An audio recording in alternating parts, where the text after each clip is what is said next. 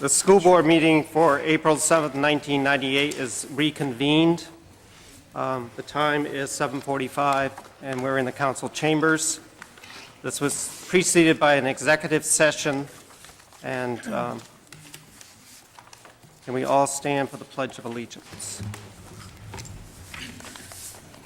I pledge allegiance to the flag of the United States of America and to the republic for which it stands, one nation, under God, indivisible, with liberty and justice for all.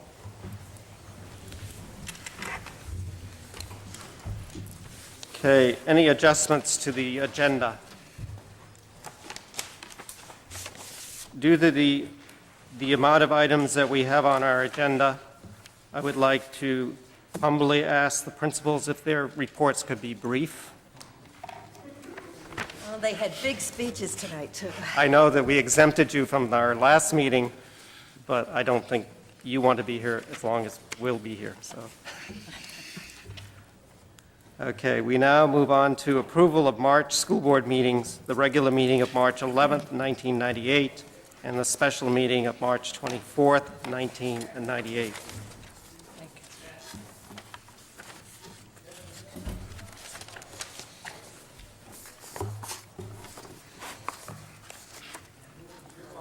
you. No adjustments?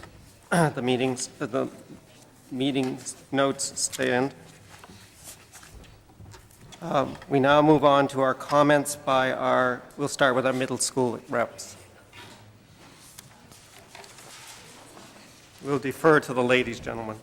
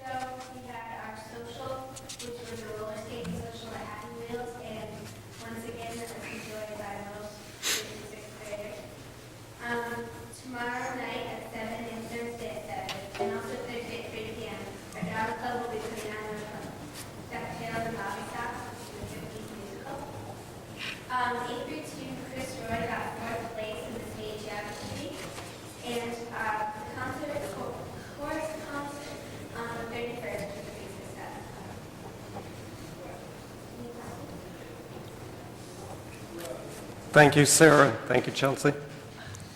And our high school representatives.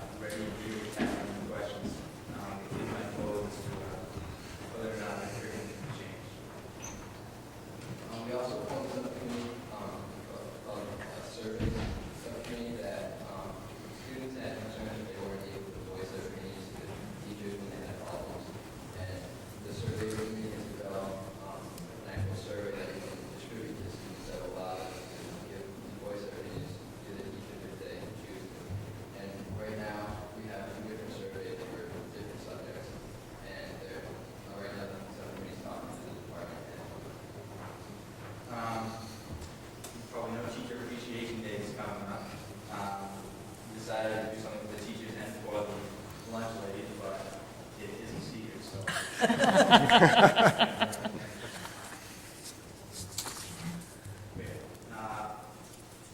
thing we did was organize a pep rally, still in the organization stage. We thought we might hold it right before the playoffs of the spring sports, so we'll wait till the regular season ends, have a big pep rally. It's going to be a pretty big event, as it used to be, with the dance and food, maybe. Right now, spring sports is in the third week, and and when the musicals being started, and the cross and they both just had their strength there, they didn't come back and ready to go. And a few other things was the jazz band, which finished second for the music festival of Boston. With many schools around New England. That's very good. We did that last year. And our when I play, coming back and participated in the state meet, and then very well, that's very that's it. Any questions? How's the parking? Parking did very well for a while. I think I saw a few cars parked illegally. People started forgetting about it, I guess. But we did talk about the use of the upper lots. I know I parked there a couple times. But I think it's been improved. Well, I've noticed that most of the people that are parking legally are the people coming in from the pool mostly. I don't know. I mean, we've done what we've traded in. Like, I don't know anything about that. I don't know. They want me to talk now or not report. In your report. Your short report. I know the principals are being very vigilant personally. I had my number taken down. Thank you very much, Matt. Okay, we next move on to communications. Anyone on the board would like to share communication? Charlie, just briefly. Yep. March was Music in Our Schools Month, and Yep. Cape was really well represented in a variety of areas. I just want to congratulate all of our music groups, chorus and band, and both the middle school and the high school. Anything else? On behalf of the Ponco Parents Association, I think all the participants probably received a thank you for those who served on a panel, Marie Prager, myself, Tom Eismeyer, Rosemary Reed, and Joe Goff. On Thursday, April 2nd, was a Ponco Parents Association kind of an information question and answer of the boards. And I think it went very well. And I enjoyed it, and I thank PCPA for inviting us. Also on March 31st, Cynthia and I attended a area school committee rep meeting, essentially continuing conversations that we had last year on the calendar, and of looking at more of a regional type of calendar, and how we could facilitate that without, becoming individualized. There were representatives from Wyndham, Westbrook, Gorham, Falmouth, and Cape, and also the director of PAS. Most of us were school board people. We did have Cynthia, who was the only school board superintendent. The meeting essentially opened with kind of an explanation of the work that had been done studying the school calendar by Gorham, and then all of us kind of shared our experiences. We kind of looked at several alternatives, and they also were looking at gathering community and staff input. And Gorham kind of came to the same kind of realization, I think, that we did last year, that this had to be some kind of regional conversation. And they were been kind of the focus people in kind of broadening that common focus and purpose.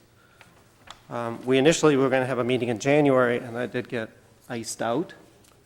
The group kind of discussed the March vacation versus February and April vacation. We talked about common staff development days, year-round school, uninterrupted blocks of instructional time, the possibility of grant monies available for staff development around the learning results and how to share in the work, the emotion that goes with the thought of change in the calendar, the impact on the vocational schools, so it was nice to have the director of PAS there, basketball tournaments, because that's a February vacation for Class B, C, and D, lab schools as a way to serve youth in summer and provide staff development. As we all know, our special ed departments all requires usually some kind of summer coursework or summer work with those kind of students, because it's a common theme for all schools. So how could we create some kind of a lab school regionally where we could use that as kind of a way of expanding classroom teachers, increase knowledge, and trying out new ideas and things. And the idea to focus our work for essentially the 1999-2000 school year, we really felt that we had to set a goal to kind of look at coming up with some kind of tangible start in looking at some kind of a regional calendar. It's the hope of sharing our ideas with our boards and communities this coming fall. We also felt it was very important that we continue these conversations and draw in more people, because you need to have the staff buy in, you need to have the superintendents buy in, and ultimately you need the community to buy in, the parents. The group did reach a consensus that we do want to work together, and we have kind of a statement of our purpose. We want to build a common school year and how we develop the educational process. Look at how we use our time for students and staff, work together to share staff development resources, look at how we can have uninterrupted blocks of instructional time common within the region. We agreed that if the Cumberland County boards should work and talk together with this common purpose. I felt there was considerable excitement there and a lot of sharing and a lot of common themes, that we aren't in isolation, that other boards are going through some of the same things about time on task, the amount of time in an instructional day, the interruption of allowing for time for staff development, for teachers to get together to talk, to be able to talk daily, weekly, on a more structured basis. We have a plan of action. Our own superintendent is going to contact Lynn Miller of the Southern Maine Partnership to discuss the concept of common staff development days and invite her to the next meeting. We agreed that notes would be sent to all participants and those who are not able to attend. Each school committee rep will report out to their boards about the first meeting.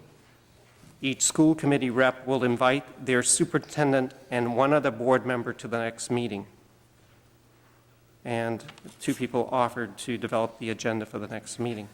The next meeting will be April 30th at 7 to 9 p.m. in the Gorham School, room 183. I believe that a copy of this report was provided to all of you. It should be in your packet.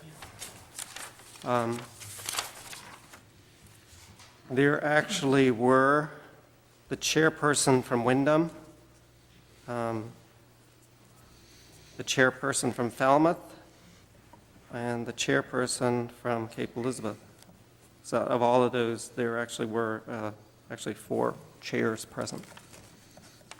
Since I am going off the board, I think it would be a good idea for 2 ongoing board members to go to the next meeting with the superintendent. It was interesting to try to find a common time. And of course, everybody had conflicts.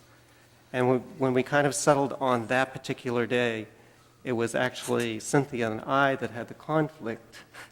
And they chose to change the day because they felt we had so much energy to bring that they wanted us to continue. So if if anyone is interested, please give their names to the superintendent's office, and it would be good to have 2 ongoing board members.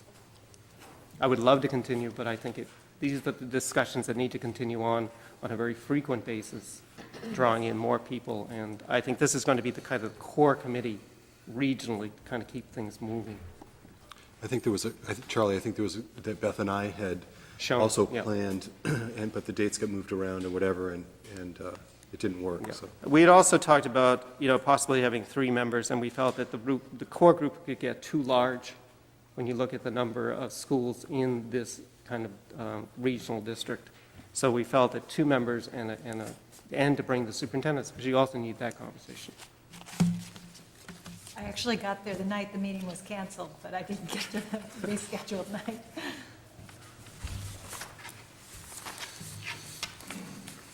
Okay, seeing no other communications, we will now move on to the superintendent's report. Right. It's with pleasure that I want to recognize one of our PATH students. Annually, the Vocational Industrial Clubs of America have a state competition, and this year Jordan Gower, who is a carpentry student at PATHs from Cape Elizabeth, won the bronze medal for CPR and for first aid. His mother is here tonight. Did you want to, somebody put this in front of me? Do you know anything about I it? don't think Okay. you need to mention it.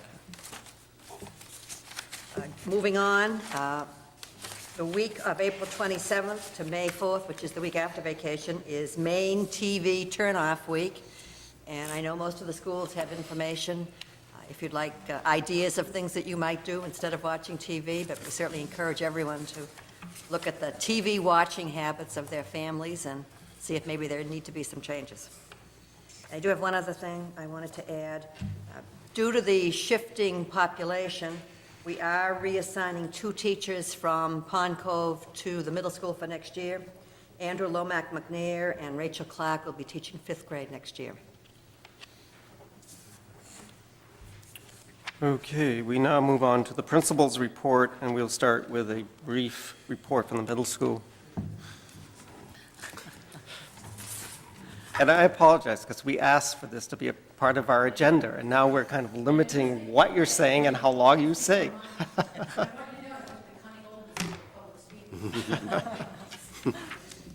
graduate of their program. Looking over my list, 2 things that I want to share with you. First, as I handed out to all of you at our last workshop, we haven't had to go over our Jones report. The steering committee met today, and we talked about some initial reactions from that report. Basically, very pleased with it, but we do want to investigate scheduling issues, the content of our advisory program, and one that we're very excited about, we would like to offer to do a workshop on the board and for the public next year, early on in the year, September, October, where we would talk with you about what middle-level education is and some of the things we hope to include in our program, some of our concerns for our program, some of the successes, and some of the things that we know we still need to work hard to improve. So we hope that you plan this year's calendar, keep that in mind, and really work hard to do the program for you. The other thing in your mailboxes upstairs, I did put a flyer about the Learning Results Fair. And just to let you all know that you are invited to that. That is the fair that we have organized in conjunction with Scarborough and South Portland. That Steve Price, Ingrid Stressinger, Michael Effin, and myself will represent Elizabeth on that board. And it will have about 60 teacher presenters that night. There will be some presenters from business as well about aligning curriculum and student work with the learning results and things that have been done. It's a drop-in program that goes from 4 to 7. You don't have to plan to be there for 3 hours, but if you could drop by Memorial Middle School in South Portland and will come that day, I'm sure you will be interested. Thank you. Nice and brief. Now it's your opportunity, Peter.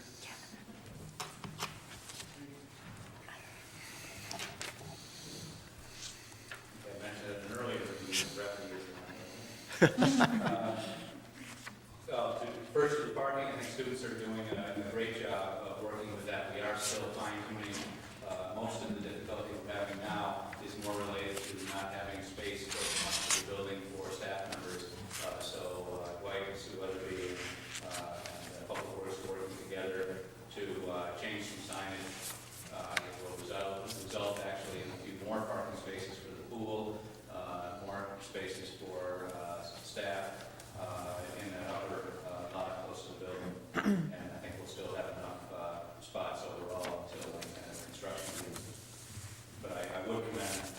student cooperation in it has been good. As Charlie mentioned, one of the first perpetrators that we nail was perhaps the chair of the board.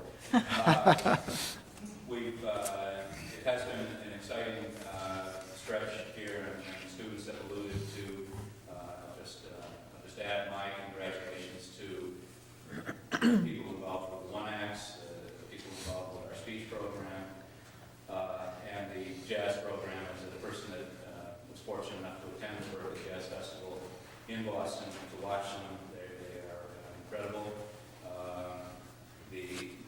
Not only with their musical expertise, but with the way that they carry themselves.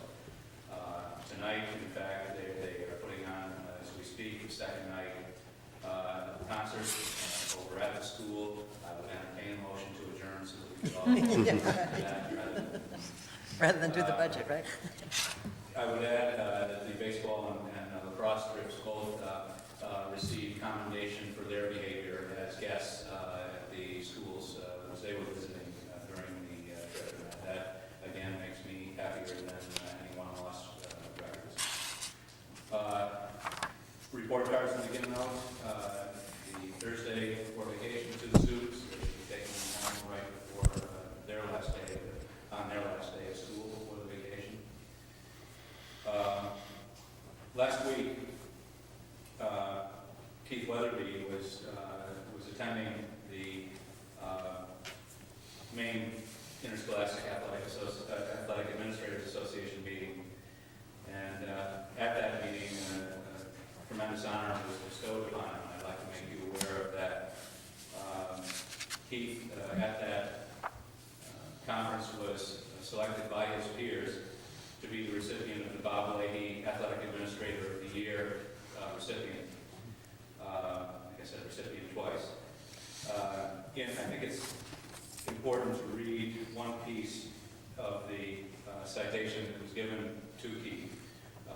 In the citation, they reviewed the fact that Keith has been honored before in various, he's been nominated 6 times for Athletic Administrator of the Year. He's received the Special Achievement Award and the National Interscholastic Athletic Administrators Association State Award of Merit. It recounted many of his community services, his involvements with different sports, and his involvement in teaching. But I think probably the key paragraph was the final paragraph, and I would just like to read that briefly. Quote, "To know this professional athletic administrator is only a part of the true person. Keith is an outstanding human being." The quote from Arthur Ashe, "From what we get, we can make a living. From what we give, however, we can make a life." End of quote. All the acts of generosity and sincerity that you extend make a circle and come back to you, Mr. Weatherby. I'd like to commend the MIAAA for their good choice in selecting Keith. And Keith, I'd like to congratulate you.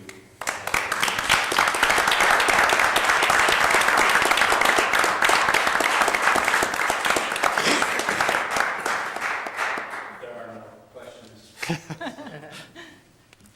Thank you very much. And congratulations to Keith on behalf of the board. And last, Pond Cove. Good evening. I'll try to be brief too. First of all, thank you to those who attended the PCPA forum. As Charlie mentioned, for the town council members.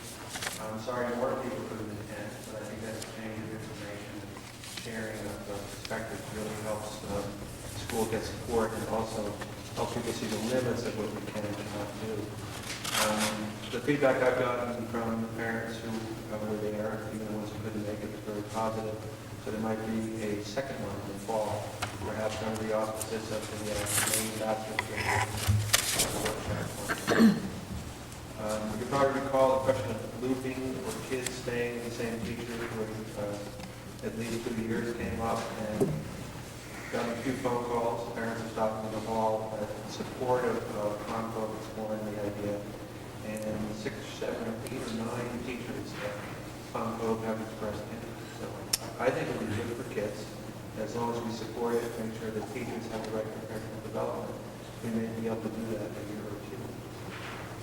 We're in the middle of California achievement tests here at the middle school to grades 2 and 3, which is all subject matters. But we also did a grade level writing assessment in grades 2 and 3 last week.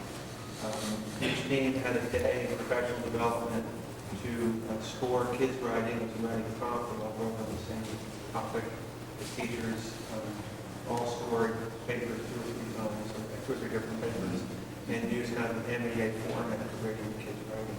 I think it's an extremely valuable thing to do. We've been doing it for years. We should probably publicize it more. When I have the grade level results, I'll give them to you probably. This is our study of the possibilities of day-long kindergarten. Have gotten the kindergarten team involved with coming up with standards, social standards, academic standards in the kindergarten year. And just recently, because of common planning time again, the team met with the teacher assistance team. I think we now have in hand reasonable standards for literacy, reading and writing and speaking that we all agree on. Kindergarten class size, we clicked over the magic number. We're at 117, so we definitely need 7 sections, and the average size now is 17. The next watershed circuit breaker Q is at 133. I think we're comfortably within that, but who knows. Nancy mentioned the school review that the middle school went through. You've probably seen the minutes from team meetings and faculty meetings about the school quality review. David Root from Southern Maine Partnership is coming to visit us next month to get us rolling on that. And we will be contacting members of the board to join parents, faculty members, and myself at a week-long institute this summer to plan that inclusion. And finally, just the third grade has been very busy lately. You've probably seen the report in the newspaper about the kids' sport thing that Ren Wilson has spearheaded, but all the teachers have worked really hard on it.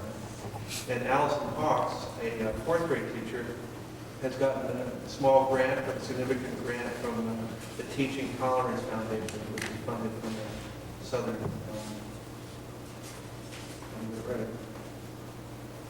Harvard Law Center for Allison's ongoing work with an exchange with the Reiki School. And I think that's good for kids. I see there are no questions. Charlie? So the students built replicas of the observatory, Yes. right? I walked by going to the library last evening, and I could see all these like little lighthouses, and that's what they were.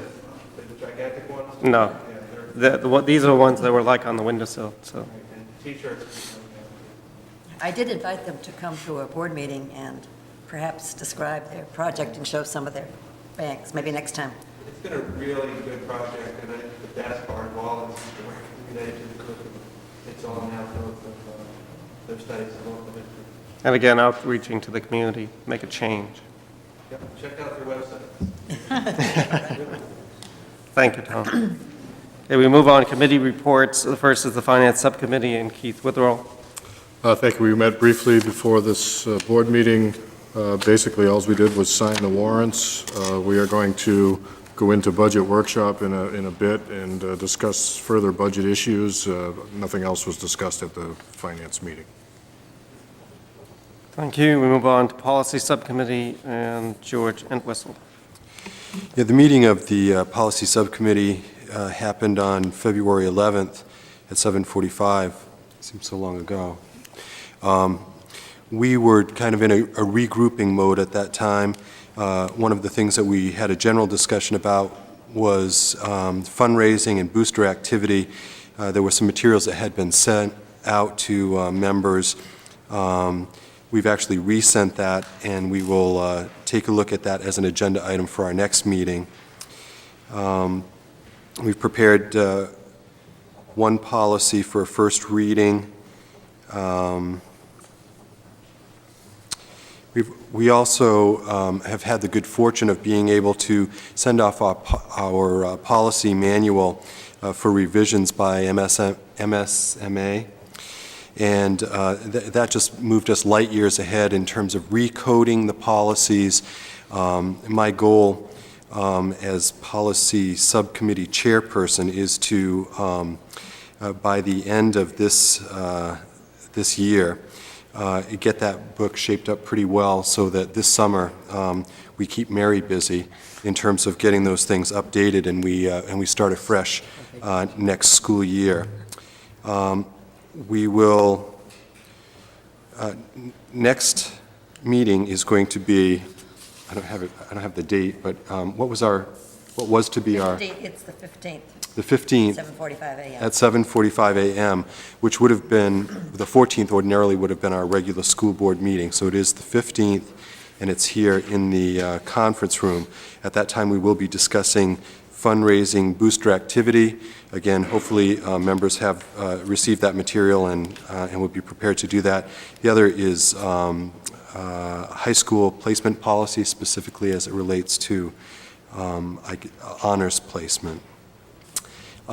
We also invited to that meeting, or hopefully we have, or we will, invite Charlie Haskell to that subcommittee meeting. He is, my understanding, the spokesperson for the boosters. Is that right? I'm looking to you, Kevin, do you know? I really don't know. He coordinates. Oh, okay. So maybe we could make sure that he gets an invitation. And so that's next week. About 4 years ago, they kind of formed a kind of a semi-advisory group that meets periodically, and he's probably the spokesman for that group. I think that's the case. Okay, we now move on to new business. There's no unfinished business, so we move on to new business. Consideration of a proposal for extended field trips from the French exchange program and the Spanish exchange program. David is here. Skip Crosby is not here yet, so we should wait. He had another commitment, but he'll be along, Peter?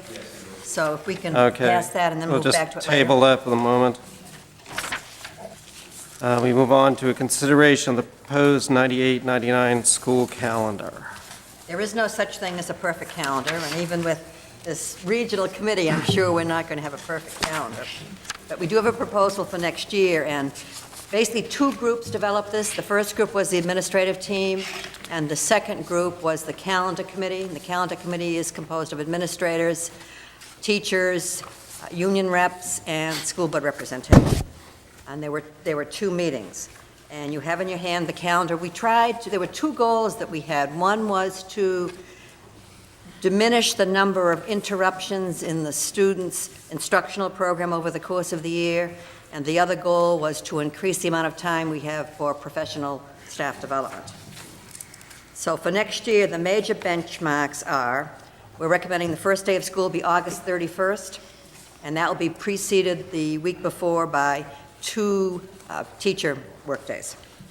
Christmas vacation, holiday vacation will start on the 23rd. The last day for the students will be the 23rd of December, and they will have Thursday and Friday off, and then all of the following week, coming back on January 4th. And then moving up to the end of the year, because we're starting before Labor Day, we are anticipating graduation will be on the 4th of June, and if we have no snow days, the last student day would be on the 7th of June. If we stretch that out to 5 snow days, which is what our calendar allows, we would still only be up to the 14th of June, and that, again, will be followed by a teacher day on the 15th of June. Probably the major change in the calendar is how we're scheduling parent-teacher conferences. This year, we have fall and spring conferences, and they are done basically early release day, followed by a full day off for the students, and we have that in the fall and in the spring. We're recommending for next year that instead of that format, that we have 3 early release days in the fall and 3 in the spring. And what that does is it recoups for us 2 full professional development days for the teachers, and it removes those 2 full non-school days out of the student calendar. Those days, one would be before school and one would be after school. So we felt we were really making some strides in our goals. Other than that, the only other change is that the teachers have recommended that the last day of school in June, whenever that might be, instead of being a full day, be an early release day. And an early release day, according to the state, is at least 3 hours of school and lunch. So, having said that, The other thing I did want to say about the early release days, and I know they're controversial, and knowing that this might present difficulty for some parents, we did talk with Sue Weatherby about having community service projects and programs on the afternoons of any days when we had early release days. Beth? I'm on the calendar committee, but I wasn't able to go to the meeting, and I guess I was very disappointed to see all of the early release days. It's something as a board, since I've been on, we've worked hard to get rid of, that we felt they really weren't of great educational value to the kids and really not great staff development, because really the teachers were just getting going at 12:30 or 1, and then their day ended quickly. I support wholeheartedly the idea of trying to do conferences in a different way than using staff development days for them. And I called Cynthia as soon as I saw the calendar and said, I just can't support those 3 half-days in a row, doing them in October. I think that shoots a whole week for the kids, and then we do it again in March, 3 half-days in a row. To me, it seems ridiculous. It's very difficult when you hit 7th and 8th grade and through the high school to have a shortened day, because what do you do with periods at the end of the day, and how do you shorten it? And I can't support that. I would support more that we keep 5 staff development days for staff development, and we look at offering teachers a sub for 1 day in October and November to do their conferences.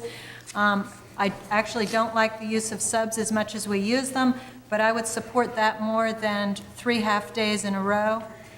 And I guess I would also say I don't like the placement of 2 staff development days the week after Thanksgiving, because I feel like the week of Thanksgiving, the kids get out on Wednesday, and then, so that's a shortened week, and then the week after, if they don't start till Wednesday, it's again a shortened week, and I'd rather see them either before Thanksgiving vacation or before Christmas vacation, because I feel like we're breaking up too many weeks. So I would ask the calendar committee to meet again and relook at the calendar. We did consider placing the winter staff development days during the week of Veterans Day. Veterans Day is a Wednesday, and we talked about doing it either Monday, Tuesday that week, or Thursday, Friday. And we moved away from that because the teachers on the committee felt very strongly that absenteeism is very high around the Thanksgiving period, and that having the staff development days on those 2 days sort of solved that problem to some extent. I sat on the calendar committee, and I certainly respect, Beth, I respect your input. It is one of those things that's very difficult. We've had an ongoing dialogue in terms of time, much in what Charlie talked about in terms of sharing with some of the other school systems in the area. We're all struggling with the same thing. It's trying to figure out how to best use the time that we have. You know, certainly before we start thinking about things like year-round school, we have to really look at what other kind of options we have for rescheduling ourselves in different ways. As Tom brought up, looking in Pond Cove, and I'm delighted to hear that there's sort of a positive reception for the whole idea of looping, and again, not having that downtime for kids who are moving with their teachers and so on. The discussion was such, Beth, really that, you know, we kind of looked every which way. I think it was, I think it may have been my recommendation, and if so, I take either credit or blame, to put those days at the beginning of the week following Thanksgiving, specifically because we were hearing from the administrators and from their teacher representatives that there is a high absentee time anyway. My focus is as yours, and our goals, I think, are in sync in that we want to maximize as much as possible sort of long periods of time that are really not disrupted in terms of instruction, and that's why we did that. The other thing I just ask you to think about and reflect on is the fact that the 3 half-days, and I understand some of the sentiments and some of the historical piece, but my sense is that 3 half-days with the regular teachers are probably much more productive than a day with a substitute. And So I think that, you have to kind of look at it both ways. It was something, this calendar was developed, I was sort of impressed because I had not sat in this group before, and everyone came in, with very positive convictions about really maximizing time. And I really had the sense that some of our earlier discussions, some of our dialogue had really been taken to heart and was certainly represented at this group.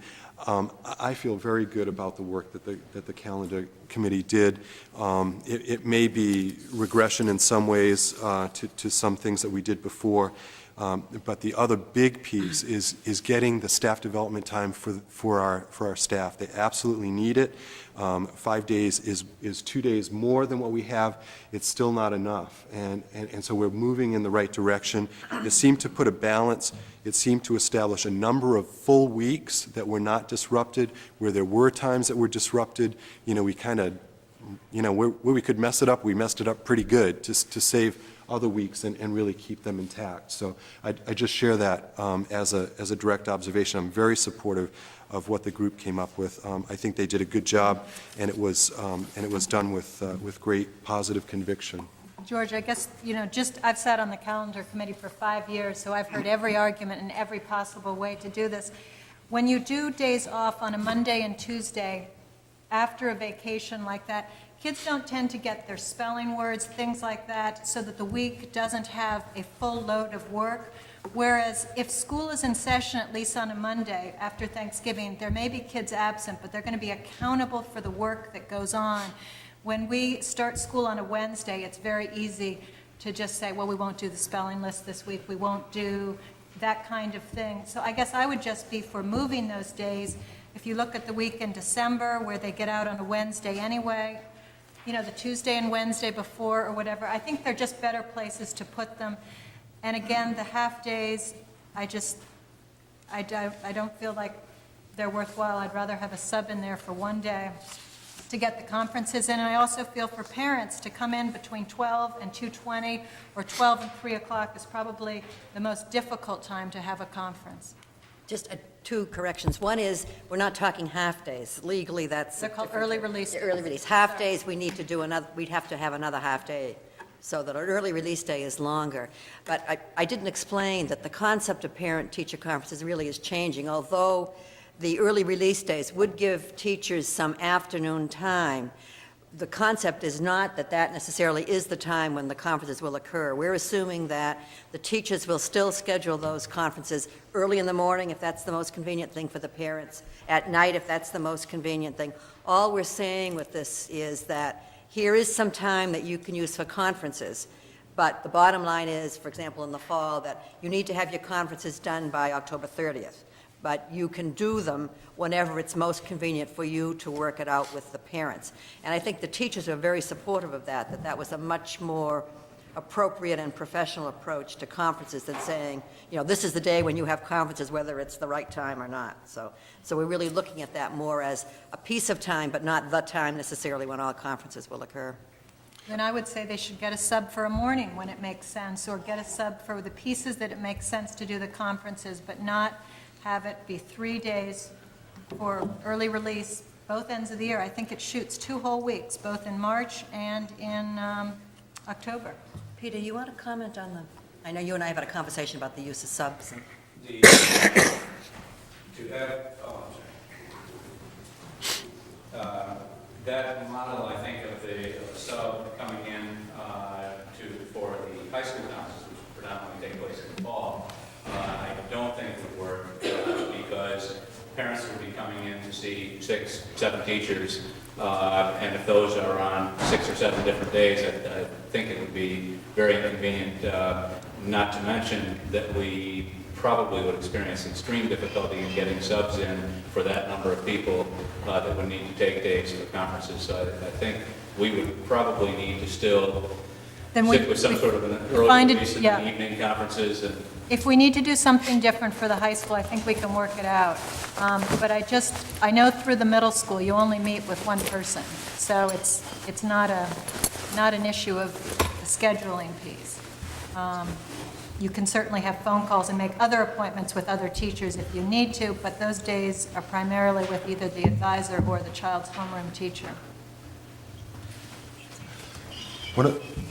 This is sort of not a response to either of those two things, but one of the things that we talked about, which I thought was good, and there seemed to be an openness, was about trying to get the open houses at all of the schools sort of a little bit more up front, sort of more like real open houses where it's kind of like you're starting, you get going. There was some sentiment, I expressed it as a parent, that, things kind of get going, and then we get to the open house, and then, then the conferences happen sort of after that. And I think that there was, I believe that there was some consensus on the part of the administrators there that they were going to try to move those open houses up a little bit quicker, a little bit earlier, so that parents really do get to meet the teachers, kind of get the lay of the land, which is, part of that whole syllabus discussion, but I'm not going to go there. And so that those conferences are actually more meaningful, and that from the open house time, teachers can say, this is not the time to discuss your kid, hardly know the kid, we're just getting started, let me just tell you what the plans are. And so I was delighted to hear that as another improvement, I think. Nancy? Just wanted to comment. First, a couple of things. I think the teachers were, I did not serve on the calendar committee, but when people came back and talked about this, they were very excited about having some time to really more appropriately arrange conference time for families. That the evenings really work out best for most families, or very early in the morning, and they were very willing to do that, looking at professional time a little bit differently. Also, a concern I would have as a building administrator about using substitutes is that we are having a very difficult time building a pool of substitutes. And that's not only true for Cape Elizabeth's school system, but it's true for all the surrounding school systems.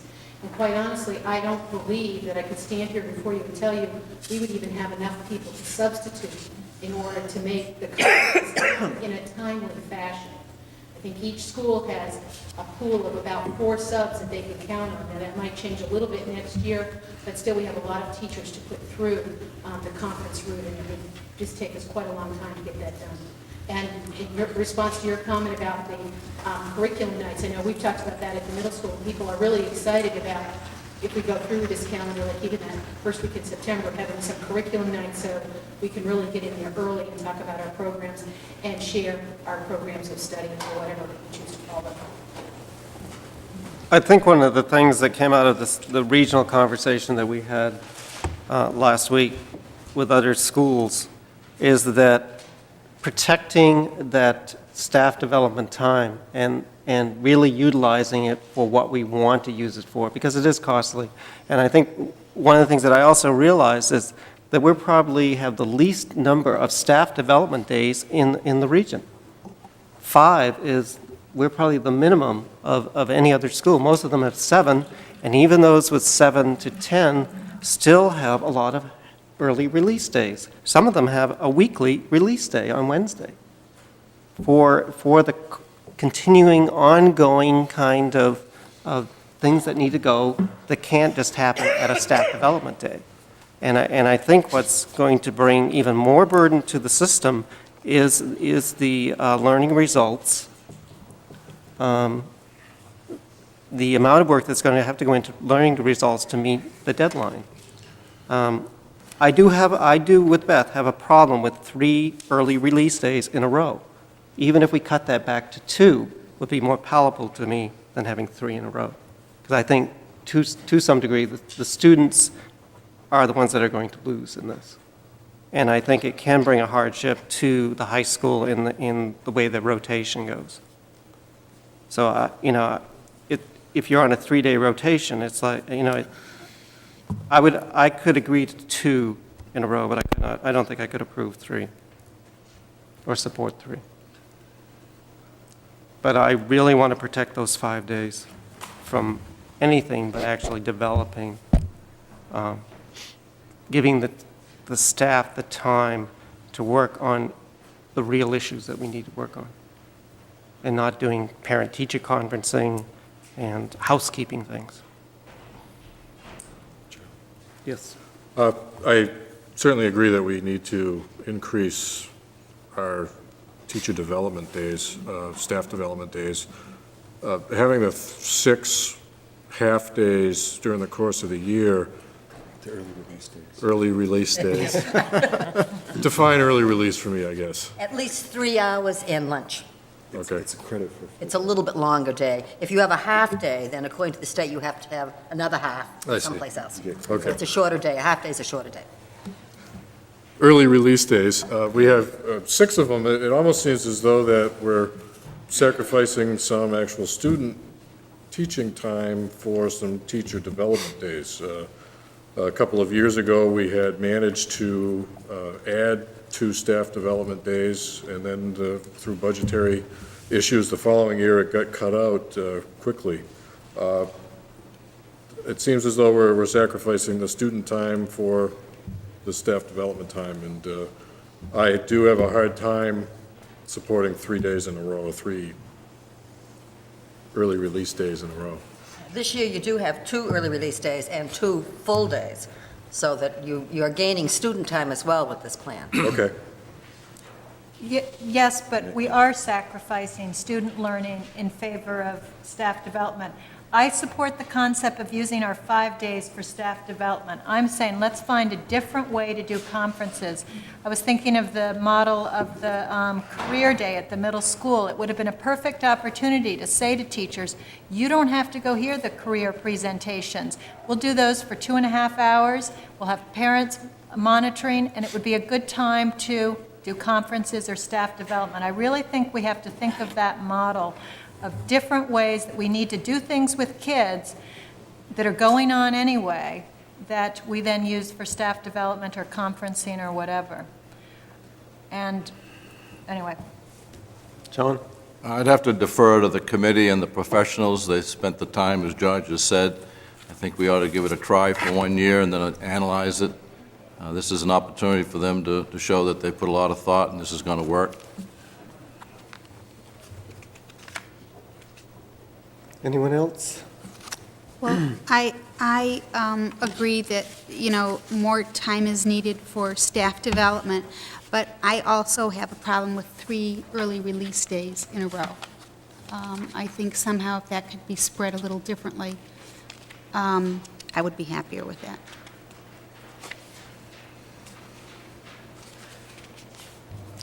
If anyone has a comment? I'm uncomfortable with 3 in a row, but this is not a perfect world. And I guess I'm willing to give it a shot. And I think we talked a little about the 3 in a row, but I think the upside of that was, in terms of Sue doing some special programs in the afternoons, that sort of gave her a block of time if they were in a row, as opposed to 1 here and spreading them out over time. See, the other thing, in some ways, with a worry about 3 early release days not being productive, we're in some ways not saying that we trust those people who are doing the planning to look at those 3 days and say, gee, on those 3 days, this is where I'm really going to plug in X, Y, and Z because it's perfect. It's perfect timing for that. I think that, I'm coming from this whole framework of discussing time in general and how we use time. One of the things that came out of that discussion was to go back and develop local action plans at each of the schools. And that's essentially what the principals left and the teacher representatives left to go and do. And in some ways, it's a little inconsistent for us to go and say, we're empowering you to do this, and at the same time, taking a recommendation that comes from all of our administrators, that's supported by our superintendent, and is the sort of the collaborative thought of the teachers. I know one of the teachers that showed up, and probably more, but she had all of her emails in terms of all of the input that she had received from the other teachers.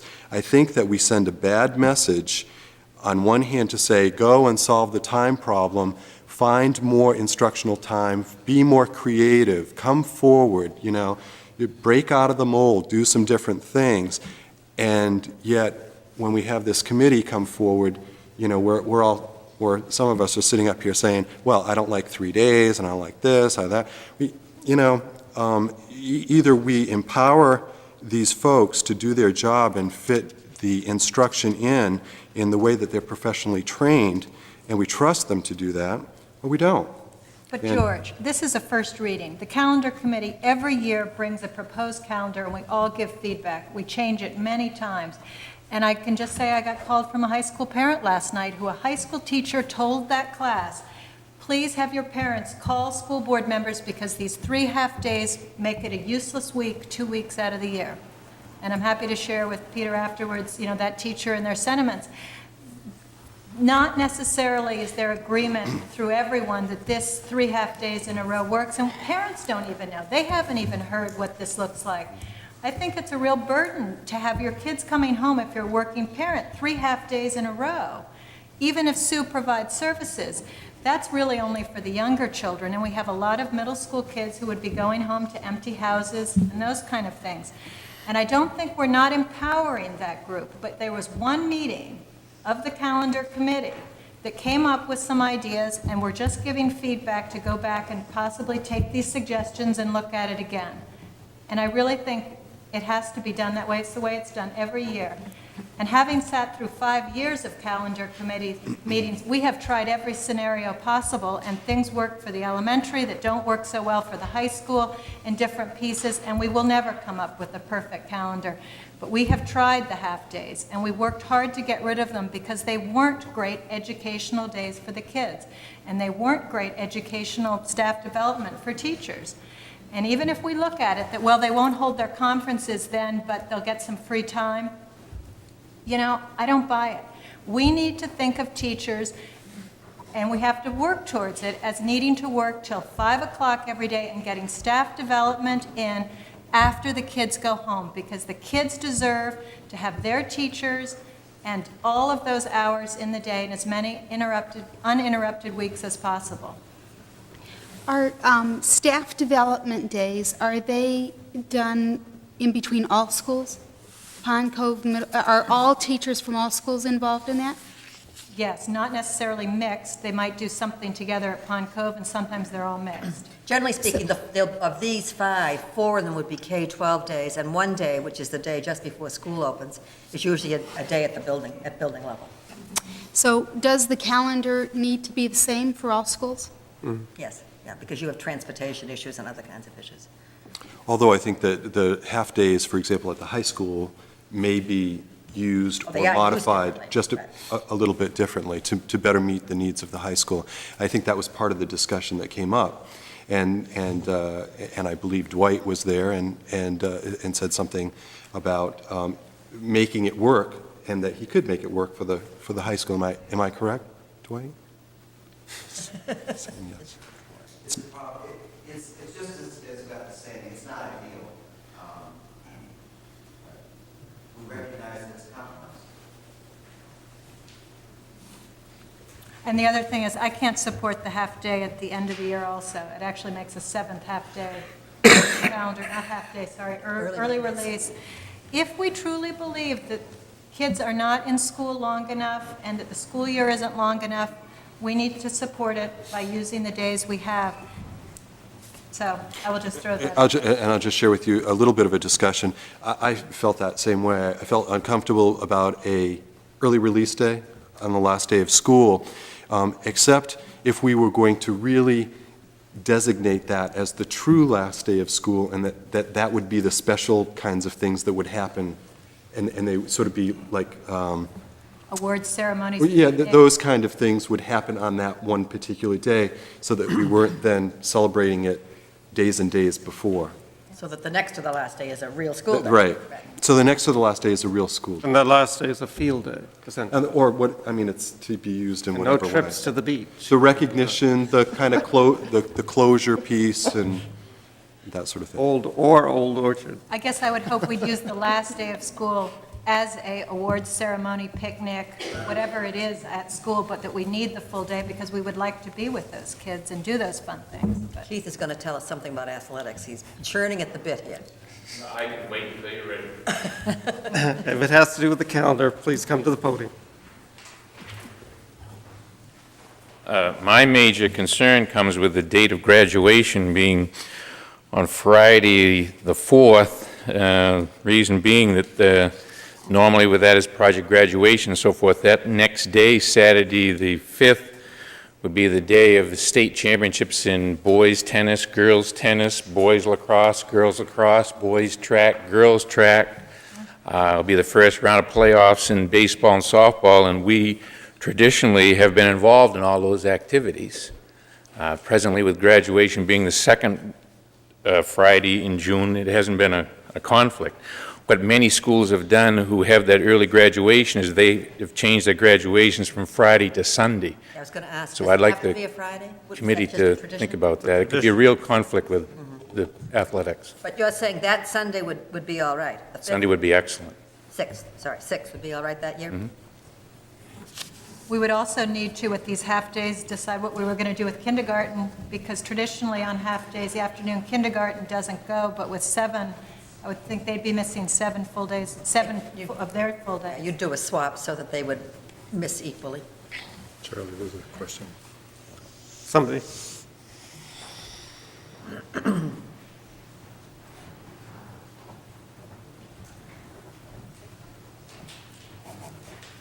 don't have my calendar, so. The major problem that I have as a parent, I don't have to worry about babysitters and all that stuff, but I am a high school parent, and I do see that's 3 whole days my son is missing his senior year. You figure 2 half-days, or 3 half-days, works out to 3 whole days. One of the biggest problems I have personally myself is the 2 days after Thanksgiving. I feel there's enough absentee before Thanksgiving where people want to get to their families, they want to leave school. A lot of kids leave Wednesdays, they leave Tuesdays. So they're going to be leaving Tuesdays and Wednesdays anyway, then they're going to have Thursday and Friday, then we're going to miss Monday and Tuesday. These kids are going to basically miss 2 weeks of school. I don't see why we can't have that staff development day, the Monday before Thanksgiving, and whatever, use that week up. You're going to, instead of wasting 2 weeks, use 1 week up. And I really don't, I'm just speaking as a parent, I think a half a day, my kids, maybe it's just my kids, never took it as a real day of school. It's like, whoa, half a day, we're home, and that's it. They never really seem to get into the school mode, and I think 3 days is really blowing days. If it works out that way, fine, but I really do have a problem with the 2 days after Thanksgiving. I think we're going to waste 2 complete weeks of schools, in my opinion, but that's just my opinion. And graduation, I think it's excellent, personally. I have a nephew graduating the next Friday, so please don't.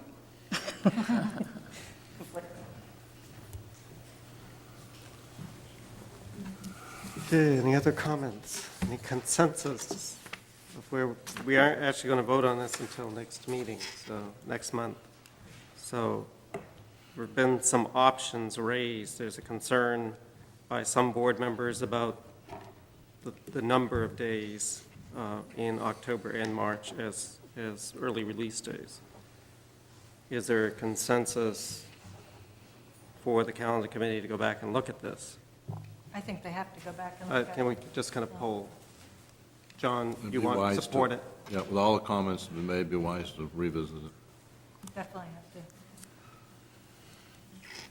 Revisit it, yes. Revisit. And then there has been some conversations about the 2 staff development days after Thanksgiving versus having them the 2 days before the holiday. Well, I think you're not going to want to do that, because then you'd have a 1-day week for the students. But certainly we could go back and look at the Veterans Day week. Or you could look at the 2 days before Christmas again. Well, but you've got 3 days there as well. You've got 21, 22, 23. And we found this year, we tried those days, especially for Christmas and staff development days, and they weren't ideal. Really, we got good feedback at the time. Mixed. I personally think I would favor the 12th and 13th. Veterans Day. If you're looking for 2 days in a row, it has the least impact on the week. Any other board members that, I would prefer those over the Thanksgiving time. Or the 2 days before Thanksgiving vacation, anything not to get into that next week. any other board members feel one way or the other about those particular days? We'll reconvene the committee. And the other thing I think we also need to look at is Keith's concern about graduation day. Right. Yeah. With the number of students that participate in athletic endeavors at the high school, and those are the teams that tend to be in championships, so. And Sunday would be preferable to moving it to the Monday? Well, I think a lot of times families are here for the weekend anyway, so it might be better to do it on Sunday. Charlie, do you want to get some indication on the last day of school, whether a half day or not? Early release day? Sorry. This is a slow learning move.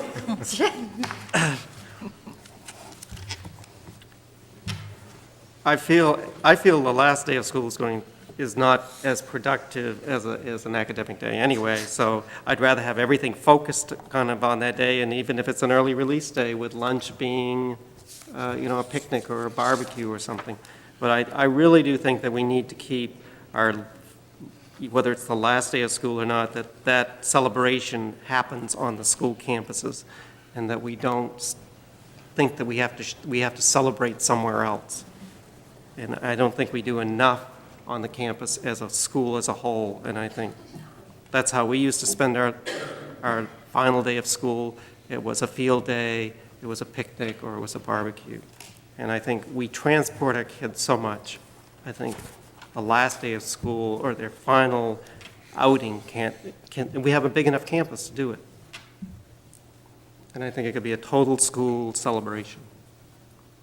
So I would support, it doesn't matter if it's an early release day to me or not, just that whatever we do, they stay on the campus.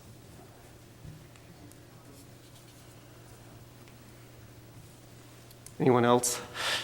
We have enough feedback, I think.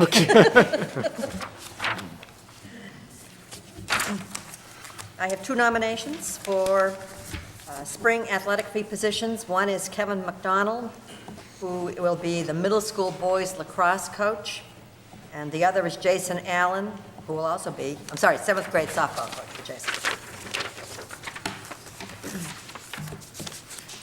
Do you have a motion? I move we accept the superintendent's recommendations for spring 1998 athletic fee positions. Second. Any discussion? All those in favor? 7-0. Good.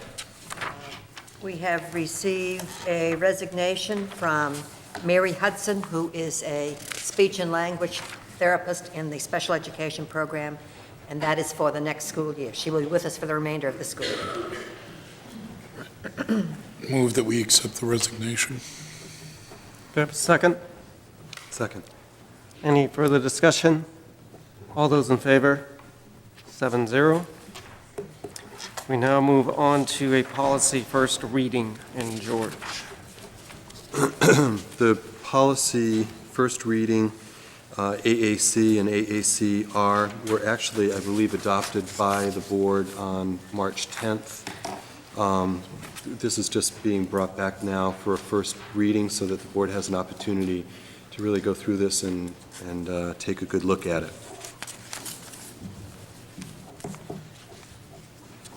And this is, as I understand, a required policy.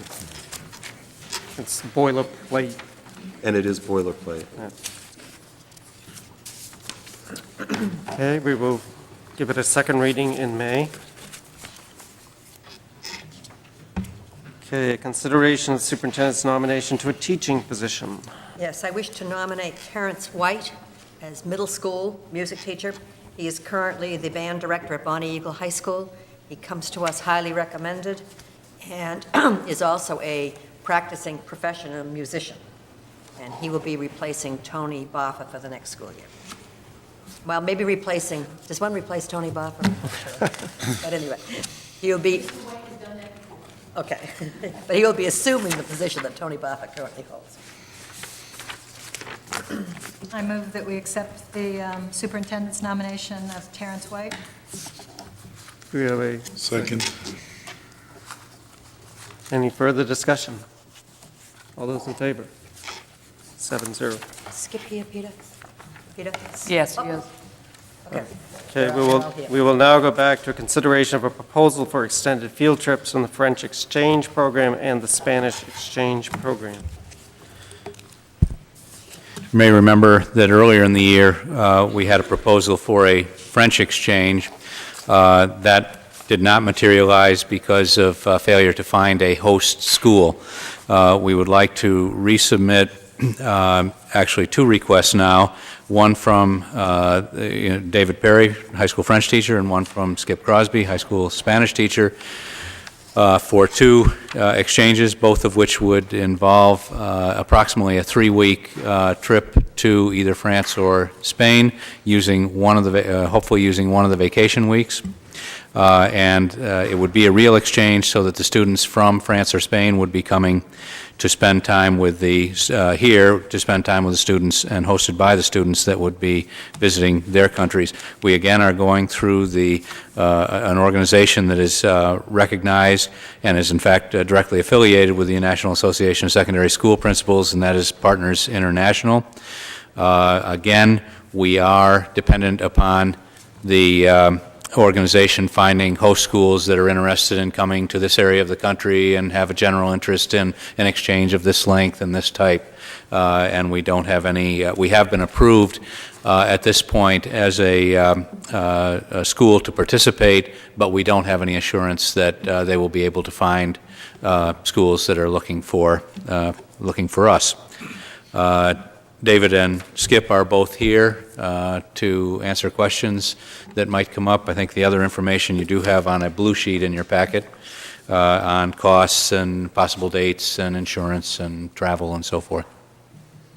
This is just a program, you finally found a program that matched, that took us or whatever, or might we not have a school that accepts us again? Yeah. The problem we had last time, or? The problem could be the same the last time. The last time we were accepted by the organization, it was a different organization, but we were accepted by that organization, and then they couldn't find a host school to match what we were offering. So this is now a new organization, but we still have to go through that process of finding a match. Right. So it may, We've been accepted by them, but they understand that we have to receive board approval to actually take part. So that's why we're coming to you now, not knowing whether we really will find a host school again, a matching school again, in one or both. It could be.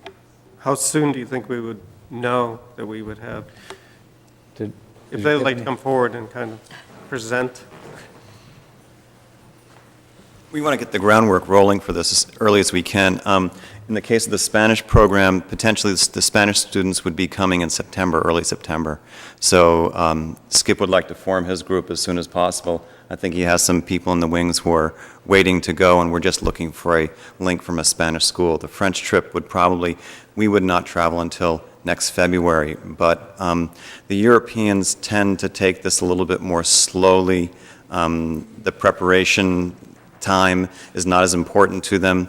The French schools may not be ready to commit to something till September, where I would like to get a pool of people available, advertise the program, let people know the ins and outs of it, what the costs potentially could be in the spring, so that come September, if we didn't get a match then I could just go to that pool again and say, okay, these are what the details are, this is what the program looks like, who's interested, so then we could get going and not have to come before you in September or October for board approval as one more step to go through. So that's why we are here now, and Skip needs to get going, because potentially there will be a Spanish school coming up for him soon. This would be... They've not given us a definite time that they will know by. They're working on it now, but... This would also be the first year we've done both language exchanges in the same year, as far as I remember being. In your memory, yes. So in the last... It has, it's before last your, 9 before your years, tenure, it used to before your tenure, alternate. 1 year be French, 1 year be Spanish. before As a your rule, tenure, yeah. we did do both in the same year. It has So you been feel done. it's manageable to do both? I Yes. assume a student couldn't do both, though, because they'd be missing too much school here. Oh, Is that- yes, aside from the costs. Yeah. How many students? 10 to 12 In each program. in each program. And the costs of this program are lower than the program I came to you with in the fall. But it's still a good reputable program? Oh, yes, it's National Association of Secondary School Principals organize it. It's certified by another international exchange, student exchange program. It's very well organized. It's a nonprofit organization, which cuts costs there. They have some lower overhead overseas, too, because of how they organize. I'll make a motion that we accept the request for a French and Spanish exchange program for next year if the matches can be found. A second. Any discussion? Just a quick question about the cost. Is the cost all from the students? Is there school board support? No, it's all, I think it's just the subs we pay for when the Yes. teachers are away. That would be Exactly. our support.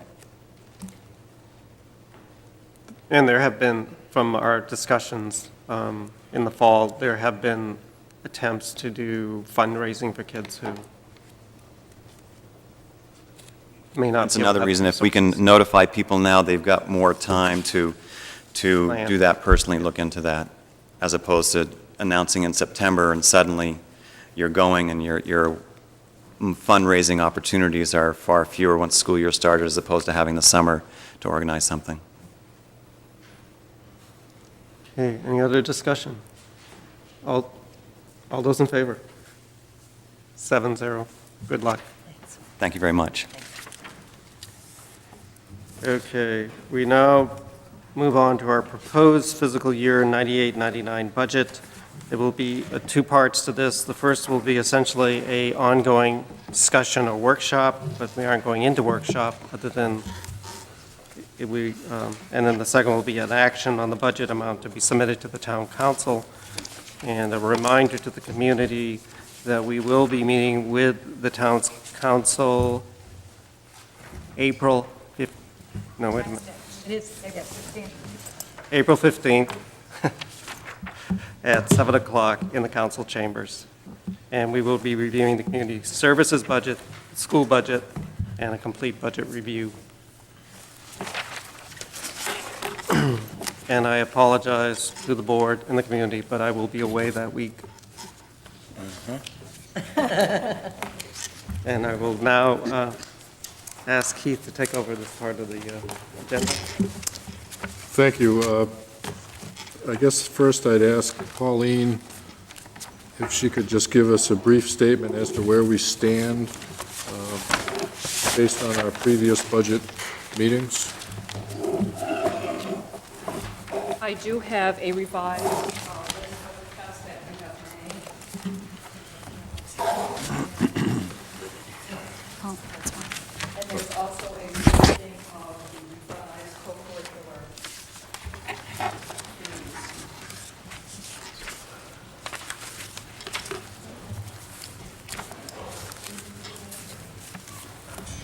I'll have to have one.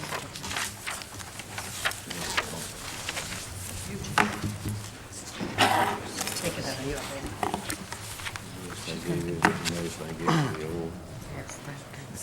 I got it, no, I got it. That's right.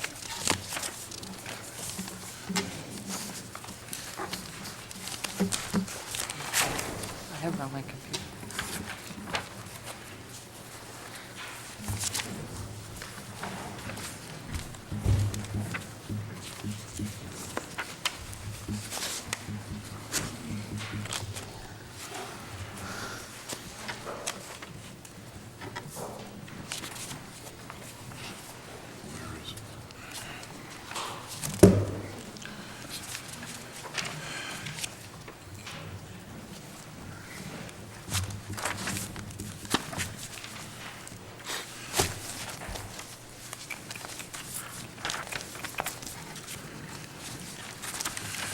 While you're looking this over, we did have a question at the last budget session about advertising costs, and there was a sense that maybe we could be getting better rates. We did talk with the Portland newspapers, and the one kind of ad that they do not have any kind of special package deal for is the recruitment ads, which is what we need our money for. So we are currently getting the best rate that we can get.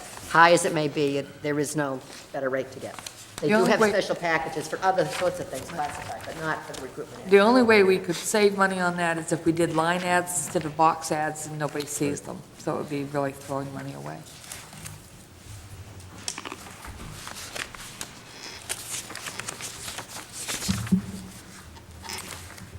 So based on our co-curricular items here, we're representing another savings of $829.50. Is that the bottom line of this?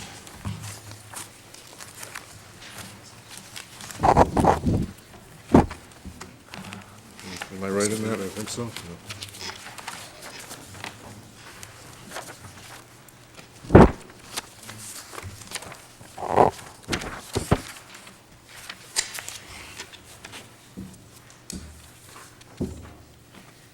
I'm not sure she heard you, Keith. Did you hear? This is basically just representing a savings of $829.50. Well, that's just in the high school. Oh, okay.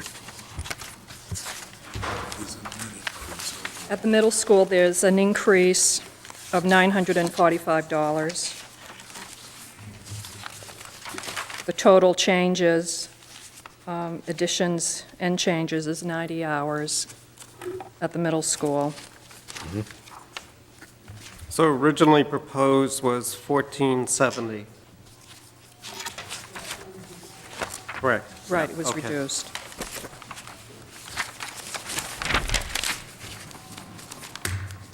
So on the revised cut list, we have the middle school co-curricular reduced by $525 from the original budget, the high school co-curricular reduced by $4,147, and district-wide co-curricular reduced by $1,050. Okay, going back to our discussions about the mock trial. And for some reason, I drew a line through that, so high school suggestion to cut.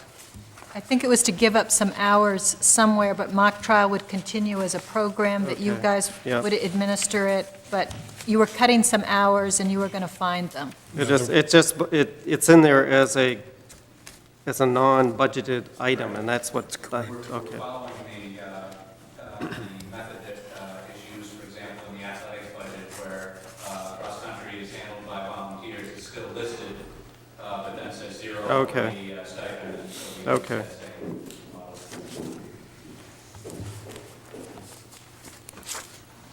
Looking at the blue notes from the co-curricular stipends, I guess I'd still say again, for the middle school team leaders, I couldn't support the $500 guidance stipend for a department of 2, and I know we've talked about that, but I would be for cutting that, and I'd also be for looking at cutting some of the days from the extra 15 days for each guidance counselor at the middle school.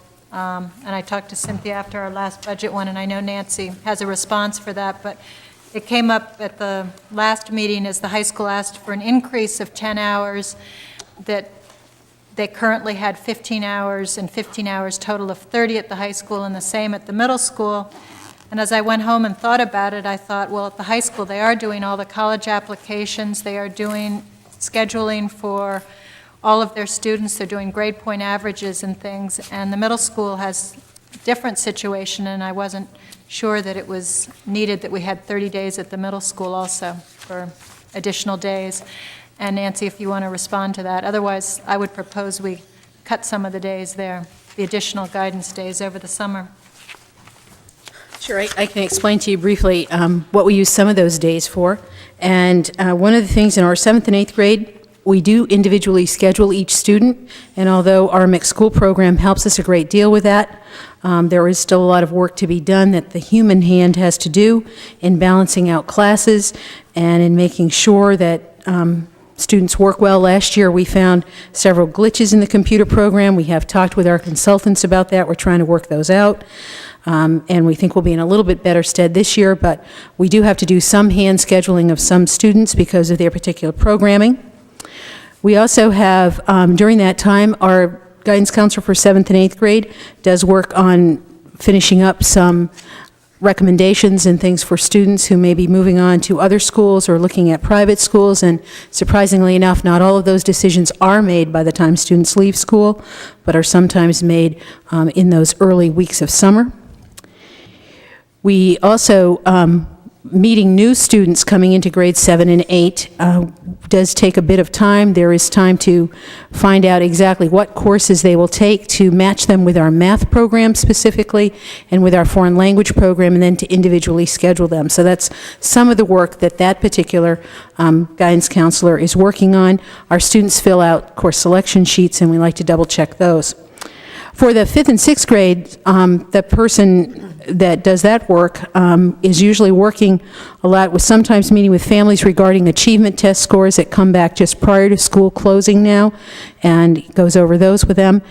He's also the person that coordinates and organizes and puts into place all of the work that we do in regards to candidating for our challenge programs, both the advanced program in mathematics and also in language arts. So he is working with that, and once again also meeting with new parents, and both of them do conduct orientation days for new students. So those are some of the ways that we use those 30 days currently. I guess I would just say, looking at that, to me, it doesn't justify 30 extra days in the summer. And I would throw out, we look at cutting some of those days, not all of them, but some of them.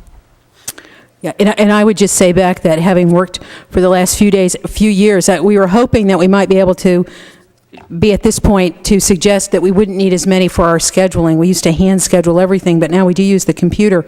But with the glitches that we ran into last year, I'm not comfortable doing that. I know these people have used those days.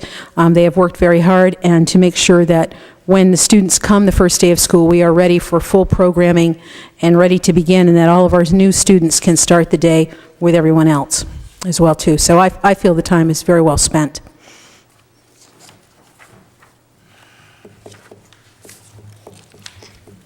Other comments?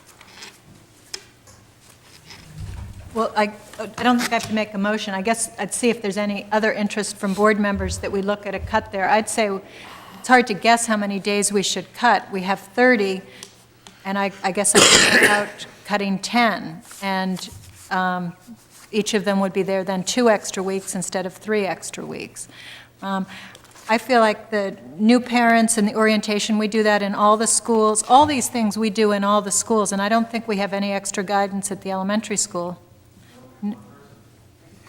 And I would offer that that's true. I think one of the things we have to remember for high school students, and I think the high school guidance counselors use some of this time for the same purpose, is that once you get into 7th grade and beyond, you're also talking about developing an individual schedule for someone that does take more time than deciding which room they're going to go into, and that more time is spent on that. So that's something that we have to do at that time that they would not have to do at an elementary school. No, I'm just saying, if we're looking at 30 days at the high school and 30 days at the middle school, I just see that there's a lot more to do in the high school. Every child has an individual schedule, which they use a computer for also. They are doing grade point averages, they're doing college recommendations, they are doing all of these things plus lots more. And we're asking them to do that in 30 days. I'm throwing it out as a potential cut, and if other board members aren't interested, I know that we've looked at the challenge programs, and most of that testing goes on even before school gets out now, so I know that some time has been freed up there. And I think, just to offer that, last year, we were able to do more of it during the school year, because we used a group intelligence test. I think this year, Lyle needs to talk with Claire, but he has a proposal for a better way to do it, to give us a better discriminator for that program and for candidacy into that program, which would actually involve some days after school is over. I would propose a cut of 10 days for the middle John? school. I had the similar suggestion under account number 8805-2110. Comes under salaries to reduce it by 10 days. I didn't know what the per diem amount was, so I didn't put a dollar amount on it. But I have the same feelings as Beth does in reference to that situation. You're talking about middle school? Middle school, guys. 8805-2110. I was guessing 10 days is probably like the increase we were looking at the high school. It might be a little different per diem, but it was about 2,100 maybe. Remember, Pete, what? 2,150. 2150. And it may be a little different if you look at the middle school, but it would give us a rough estimate. And then I would also propose that we cut the $500 stipend. So those are some ideas. I think I would support that.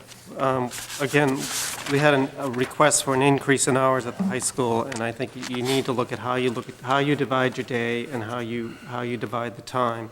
And if it means covering days, then maybe you need to make that equal. So it's, essentially it'll be 10 days per person, and it creates 4 weeks. 4 weeks for 2 people, I think, is sufficient. I certainly can't support the $500 stipend. I made that very clear at the co-curricular meeting. I also can't support stipends for 2-person departments, but there's nothing I can do about that. And I would support an effort to cut or reduce the additional guidance time in the middle school by not more than 10 days. I would not support it, and I don't want to go into my oration about the budget process, the fact that we've been through the process. I feel very comfortable. It's a needs-based budget. Nancy did a good job in presenting the middle school needs. I think they're all in there. And to go back and begin picking at things, I mean, we can select out any number of items that we could pick at in isolation, out of context from the discussions that we had, and I think it's a dangerous way to proceed. I would not support it.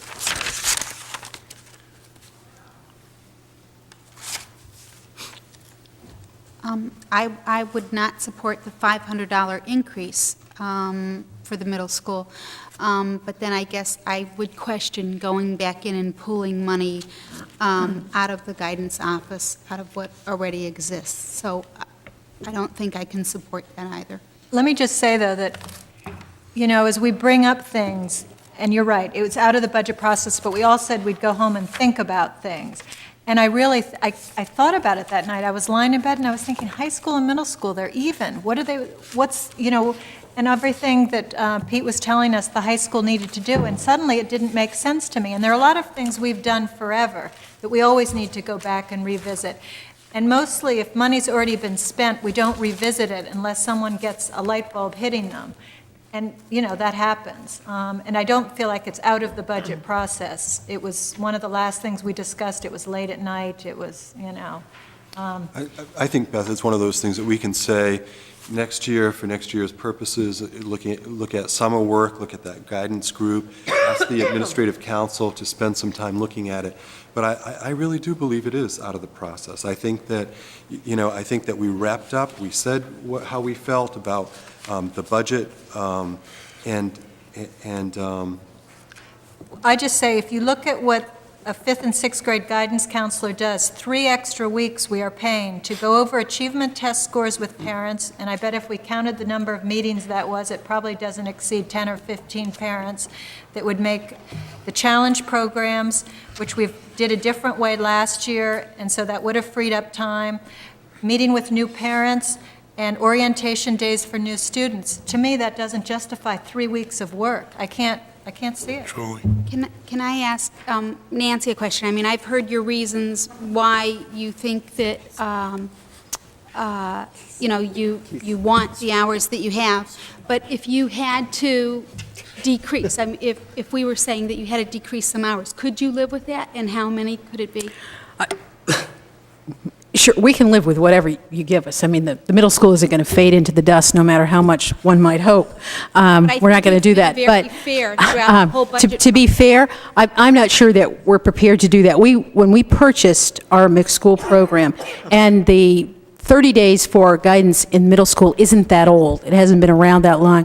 When we started to individually schedule for every 7th and 8th grader, and we used to do that by hand, we needed an enormous amount more time because it's very time consuming. We really had hoped that the computer program would free up some of that time. Our operation in practice last year showed us that it didn't to the extent, and we worked very closely with our consultants from mixed school. And quite honestly, they told us because of the academic programming that we offer in our middle school, it's a more complex program than they've ever seen. And we threw them some issues that they had really not had to problem solve before. So they problem solved some of those with us. We learned some things, and sometimes we just pulled away from the computer program and said, guess what, that won't help us with this portion of that program this year, but we're going to try it again for this year. I understood from our last workshop and was prepared, and we've done some thinking about the $500 stipend. I do feel in some ways that, I'm sorry our guidance counselors aren't here tonight. I knew that I was going to be asked a question about it. I didn't realize there was a proposal to cut back the days. I would rather, if I had to go, I would rather go with something with like 5 or 6 or something like that than 10. 10 is 2 whole weeks. I'm not sure if we can get everything done. And what we really like to do is to be able to start the first day of school with every student with their schedule in place. So whether you're in Challenge Language Arts or EDM 5 or EDM 6 or whatever, you're with that class from the beginning of school. You don't join it 2 weeks later when we finally get to figure out what your schedule's going to be. And those things do take us time to do, and I think we have used the time wisely in the past. George, you did it to me again. You're keeping me honest in my old age. And we did agree, and I agreed with you at the time, that I was pretty satisfied with the budget process, and we had reviewed everything. We did not review co-curricula. That was one thing we did. Okay. Right. And so I will stand on my comment that I cannot support the additional stipend in the middle school. I am going to retreat on the issue of the number of days, but I certainly think that it's an area that has to be looked at going forward in much the same way I indicated to the co-curriculum members that all department heads and all team positions need to be re-examined without change in the current budget year. True. The co-curricular was the outstanding piece, and I commend the committee for going back and looking at it and reapportioning whatever increases or decreases. I commend the committee for pulling out natural helpers to find some other funding. I think that's long overdue. That has bothered me for a long time, that the cost of that program for the number of people, for 2 facilitators, and for the number of students. So I commend you on that. To me, I still have a problem with increases in staffing, and unless they can be justified in co-curricular increases and for athletic increases. And for me, I want to keep it as close to the bottom line of what co-curricular and athletics were last year, other than the increase in salaries. For me, the trade-off is to find somewhere else in the system that I can find something close to $29.94 in increases. And that's why I support Beth in her guidance. I think you still have to weigh, and it did come up in the process, it was at the end, and I think it's something we all, at least some of us, went home and thought about, and I have to agree with her. And that would keep that bottom line essentially of the co-curricular stipend, because to me that's a stipend for additional work, even though it's a salary type thing. So that's why I support it. I think you did a commendable job, and people that came forward and evidently presented a good case for the increased hours that they were asked, and that's why I support that cut. I would say, Charlie, just for background information, that the co-curricular committee was unanimous on all of its recommendations except the middle school, and there was only one dissenting vote on that middle school stipend. But there was considerable conversation about all the topics, and each recommendation was based on consensus. And for me to support the increases in those co-curricular stipends, what I'm saying is I have to find somewhere else in the budget that will have the least amount of impact to justify the increased number of hours. I understand. And I'm telling you, we're going to have to come back and revisit this budget. So we have to start looking at some of these kind of nibbles and bits, because otherwise we're going to have to look at programming. So is there an in-between Beth's, proposal of cutting 10 hours and Nancy saying that she could live with 5 or 6? It's days. Days, sorry. Yeah. I think 10 is the minimum to cut. I would cut, anyway, I would probably cut more.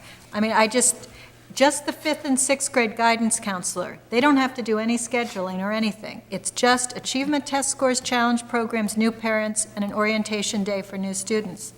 3 weeks of work. That's not 3 weeks of work, but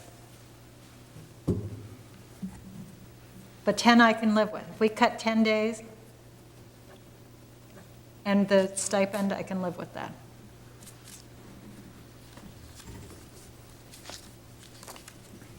I'm not sure if we have a count. In favor Of both, of reducing. the stipend 10. and the 10 days? Right. Okay. In favor? In favor? Kevin? In favor of cutting the $500, I'll stand on the other. So you're opposed to the proposal as it stands? Okay. Opposed. Opposed. You're the deciding vote, The Keith, deciding vote. on the 500. The other does not have enough votes. No. There would- 1, 2, 3. Actually, you're the deciding vote in both cases. Right. Sorry, you're the deciding vote in both cases. I 500 No. is the vote. Has 4? 500. Does the 500, Marie, did you want to do the 500? Or? Yes. 500 definitely. is Oh, I'm for- sorry, I didn't hear you say that. 500's Okay. out there. Yeah. Okay. I hate the thought of blindsiding Nancy at a meeting like this. She wasn't blindsided. I called Cynthia the next day, and I know that she talked to Nancy right away. Okay. It's tough to make these decisions, but I think Charlie's absolutely right. If we don't make these decisions now, we'll have to make them again in a few weeks anyway.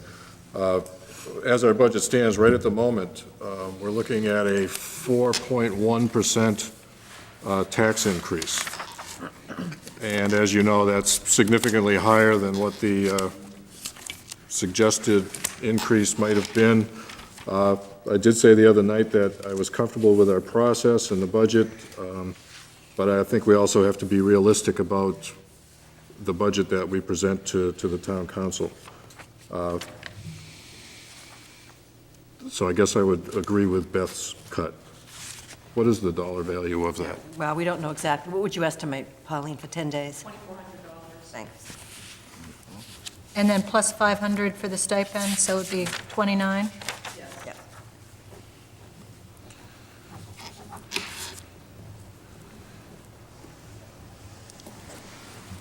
I want to make just one postscript. I truly support anything that's academically going to help our children, and anything that will, in programming, whether it's co-curricular or athletic, within our means. Those are my first 3 priorities. The support, I think, is there in those programmings by the staff that we have. So then maybe we have to sometimes look at our administrative structure and to some degree, some of the additional days that are used in the non-academic year. I think it's time to look at that, instead of just coming forth and asking for additional days without really justifying why you need them. And again, re-looking at the days we have, and are we really needing those days? And I think Beth, in doing her homework, proved that we didn't need as many days for the amount of things that we no longer were doing. So I think that's the process. It's not just because we have the days, they're justified. I think you still have to, in the process, go back and relook at how we're doing things and what we're doing when those days were instituted and what we are not doing now.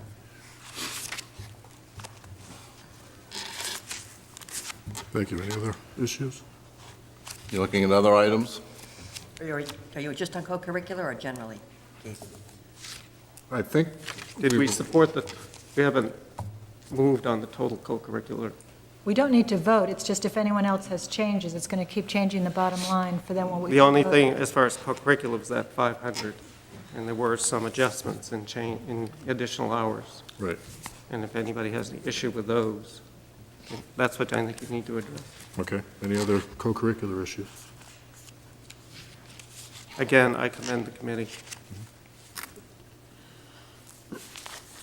I guess I'd like to open it for a few minutes anyway, if there are additional suggestions that board members could make. John? I would like some assistance from Pauline in reference to electricity charges and how it's computed in the budget in reference to what we've already spent, what you're anticipating, plus the reduction in rates that we're going to be receiving at least from January 99 through June.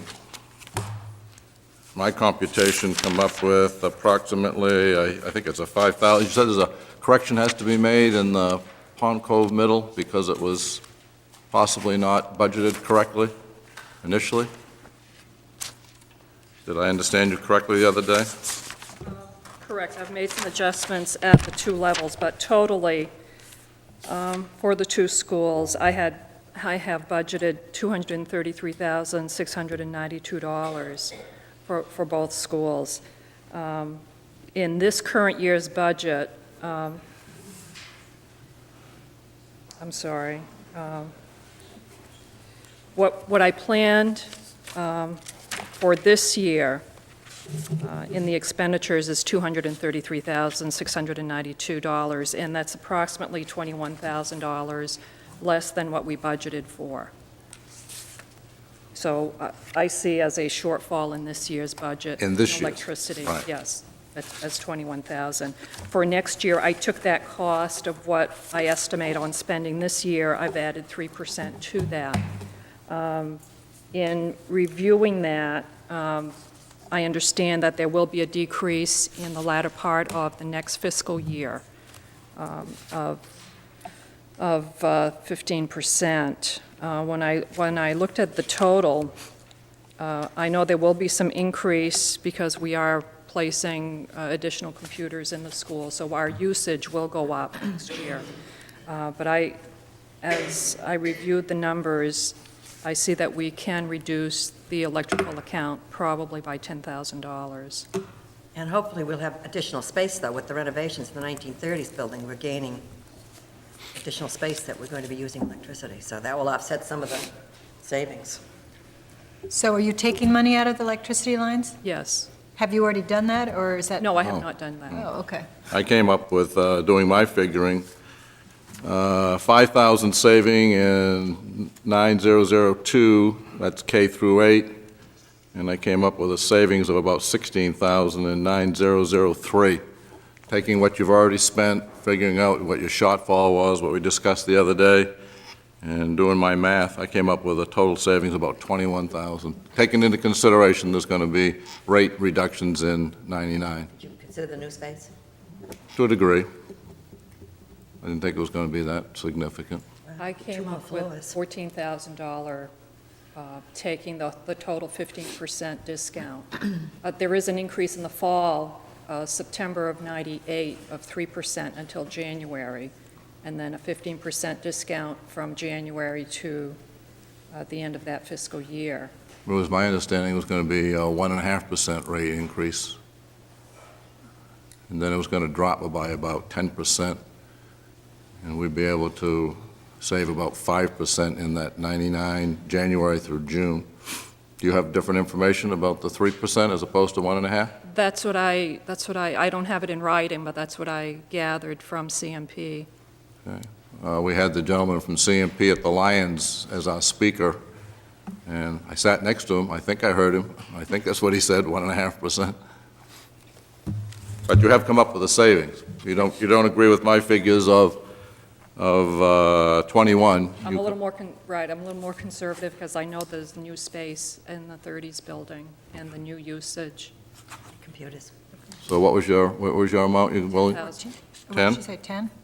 I thought I heard you say 14, but you're saying 10 now? That was before I considered the new space in the 30s building and the additional usage. If we are renovating that space, do we pay the electricity cost of all of that construction that goes on both at the high school? Sure do. If it's the pool and the Yes. middle school, so that might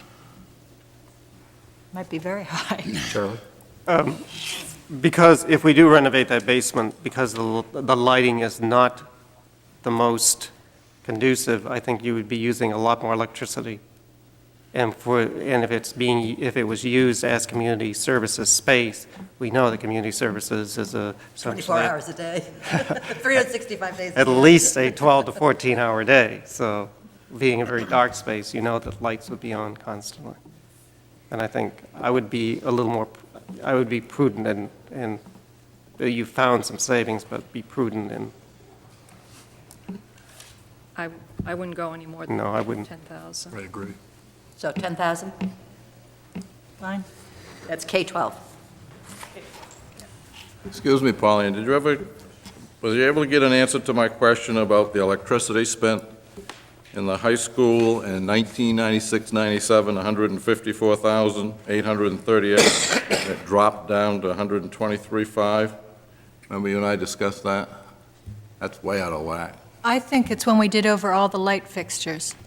Substantial. Yeah, we did. It was a huge program. Does anyone, Charlie, Yes, remember that? it was. And we put in much more energy saving. It was a big cost. they went through and replaced Everything. all the ballasts, Yeah, I think that's what it was. used energy efficient lighting. Yeah. 31,000. It was a big waste of, Yeah, I think that was. Okay.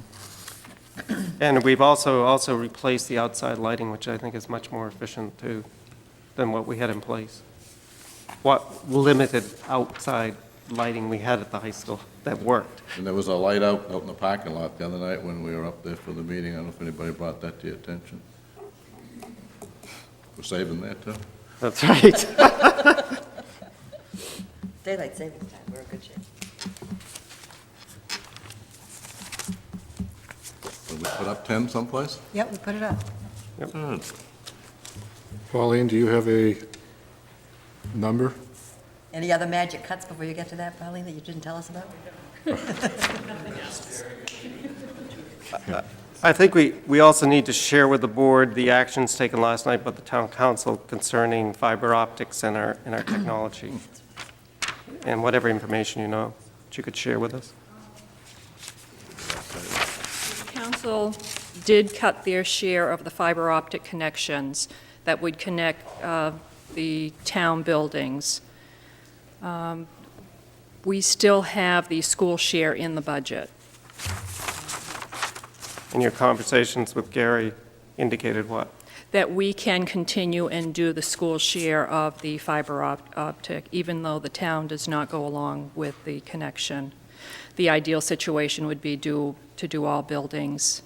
But it would At the not same hold us time. up if we just proceeded on with what we budgeted. It would not hold us up if No, it the would town did not not hold- contribute. No, it would not hold us up, except the central office would not be connected. Will that cost us more in the long run? No, because the additional pieces that they will use in the connections will be large enough to take in the other buildings once they do connect. And I spoke with Gary today about it again. We've had a very slow week with the service that I think it's a good news, bad news situation in that the service is very slow, but it's very slow because more and more staff members are using it. And he was telling me that in some instances, teachers have taken classes into the computer lab to show them how to use the internet or work on the internet. And sometimes they wait 20 minutes out of the class period just waiting to get on because it's so overloaded. So we really do need to move on a better, larger system. So barring any very dramatic additional cuts in the budget, I think we need to stay with that fiber optic cabling. Our central office already has internet and email We do. connections. It's getting slower and slower, though, because of the It'll be usage. slow, but it's not student usage, okay. No. The other piece in the computer budget is Gary has reviewed his budget. He has received a notice of the Novell training that he would like to attend this coming summer. There is a session in June, so he could cut his training out of next year's budget and do it this first week in June. So that would, and he has enough staff development money to pay for that workshop in this year. So that would be the cost of the workshop plus his 5 extra days that we had placed in the budget. $2,500. Yes. 2,500? Total of 25? Yes. Total. That's a savings of $2,500. So do we add that to our? Yes. Yes. Somehow that doesn't sound like enough money. This is a week-long training? Week-long Novell training? Yes, it was $1,200 for the workshop. Huh. Sounds cheap to me. It does.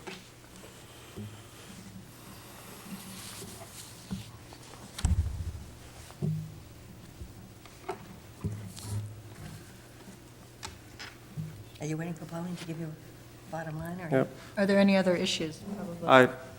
I need to make a comment only because I will not be here next week. One of the things that was brought up by the town council last year and never really brought up when we met with them, but when I went back and represented the board at the second workshop that they had, looking at the bottom line, et cetera, had to do with our administrative structure. And at that time, we told the town council that we were in a transition, that we were hiring a new high school principal, that we were bringing on someone who was going to be essentially for a year an interim assistant principal, and that we as a system would look at that structure. I've been a very, very strong proponent of a curriculum coordinator, director, or whatever you want. And I feel it really has to be on more of an administrative level than a teacher curriculum coordinator. So I really strongly support the number of administrators we have in our system. I think there's a need. We are servicing 1,800 students using 7 administrators other than the superintendent. And the central office is the superintendent. There is no assistant superintendent or a curriculum person. So I would strongly recommend to the board that we continue to support the number of administrators, but I think we need to have a discussion about how we use those administrators. And it may be time, especially with the learning results, the amount of money and time and commitment that we're going to have to give to that. And we want to make sure that those efforts are continued by someone of a central nature. So I strongly support the number of administrators, but I think we really need to look at the structure we have. And I believe the superintendent has had discussions with administrators and departing administrators, and in those discussions can share with us her thoughts and their thoughts. But I strongly support a curriculum coordinator. Although what you're saying, Charlie, is it's not going to change the budget figure. No. It's just. What as I'm we saying, talk I to- support the number of Yeah. administrators that we have, but I think we need to look at restructuring. Got a number, Pauline?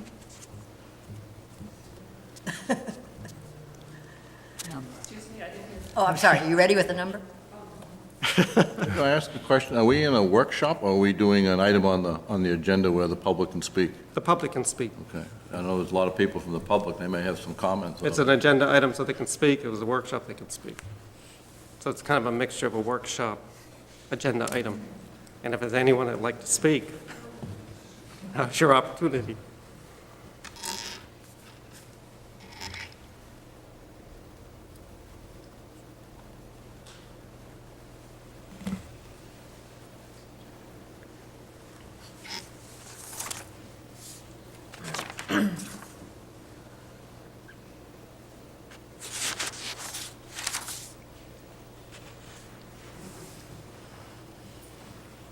We have cut $191,982 That brings our budget to $83,228. Would you say that They number can't again? write that I think fast. it's 12 million. 12 million. 12 million. $12,583,228, which is an expenditure increase of 3.46%.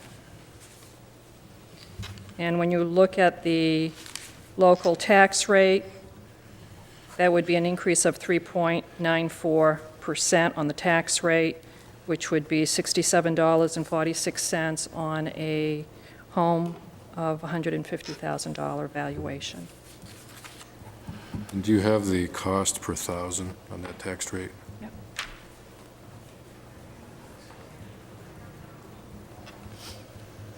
$14.60 is the mill rate.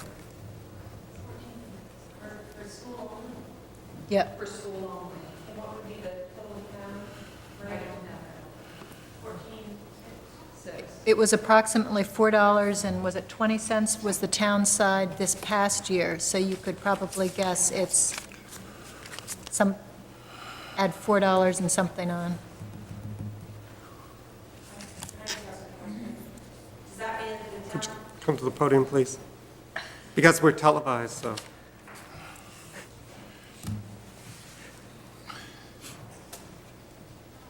Does that mean that the town council would actually have to increase the tax rate in the Cape Elizabeth? In Cape Elizabeth to, is that an actual increase in the tax rate? It would Or be- is it just, It would depend on what their budget, okay, if they had a negative decrease, it would depend. okay. Can you describe to us how the town council process will happen? How that next meeting will happen, how it will all work? They will meet, you want me to explain? Go right ahead. Since I've done You've it been for through it a few times. 4 times anyway, as finance chair. We will meet in workshop. They will ask questions about our budget. They specifically can't tell us where to spend money, but they can give us some ideas of things that bother them. At that point, they can also tell us that we cannot have that increase, that higher percentage increase, or whatever the percentage is, and ask us to go back and look at our budget. And how is that dollar amount right now? 12 million. They never gave. They us- never really made us a recommendation. The That town was, manager gave us a recommendation, but it was strictly his, not the town council.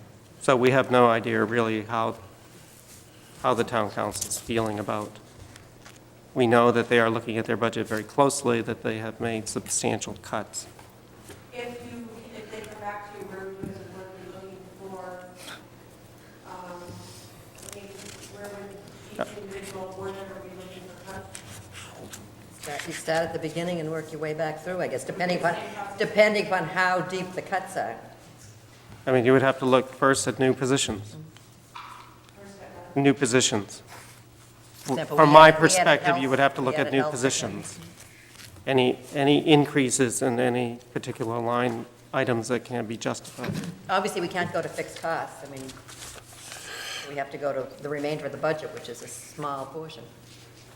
The other way to approach it would be to ask our administrators to go back and take a look and see if they can find where they would squeeze that would have the least amount of impact on what we're trying to do here, which is educate the kids. I think it depends if they say 50,000 or 150,000. I mean, you start totally different places, but who knows? You try to go to the things that have the smallest impact on the students, but unfortunately, we've already gone to those areas we presented, so. So your job as a board now is to go and actually sell this to the town council, is that? That's correct. Okay. And you feel confident that? We haven't taken a voice action, a vote, to send this on to the town council. With help from the parents. And community. Yeah, and community. And right. community, you know. I mean, you need the support of people who, a higher percentage of people who do pay the majority of taxes in this town.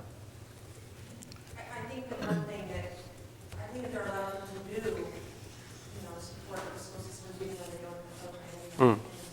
It's true. And they've shown that support over the years.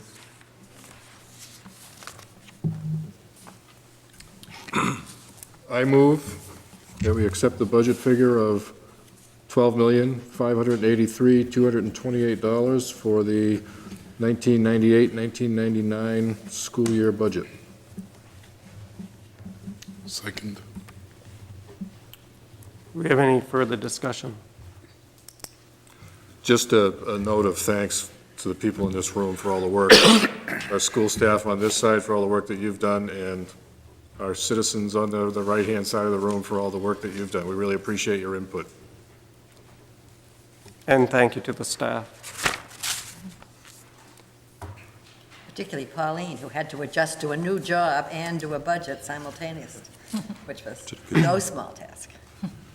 And I've also asked her to do some things in the last week in the midst of all this, and she's been very accommodating and done it with a smile, and I thank her, and with efficiency. Okay, any other discussion?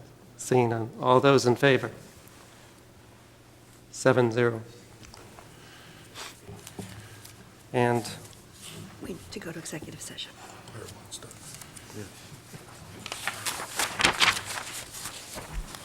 And my thoughts will be with you. They will be the only thoughts I will have on the school on the way. They will be with you.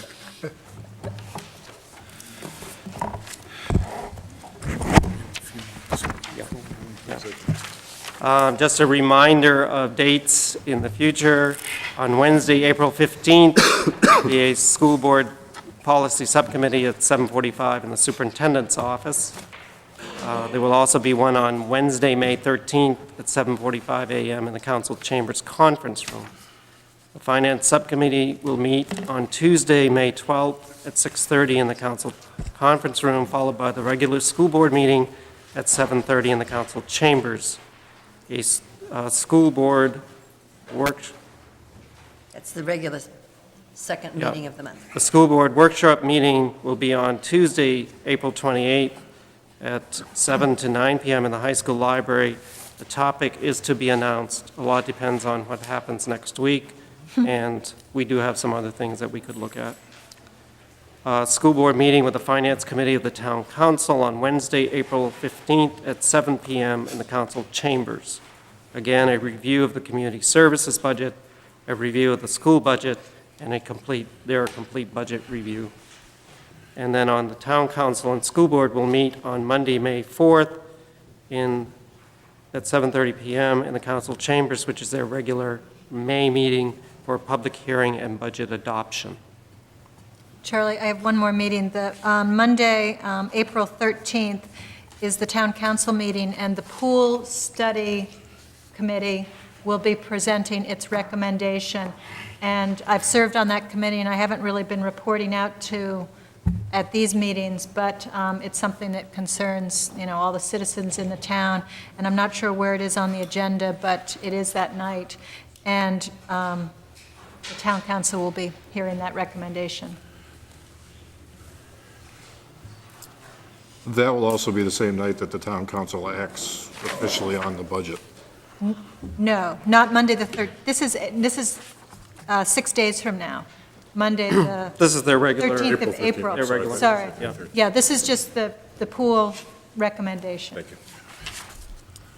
Okay, entertain a motion to go, the superintendent's recommendation to enter executive session for the purposes of discussing negotiations and discussing a legal matter. So moved. Second. All those in favor? And we will take a 10-minute recess before we go into executive session. I wonder if there's...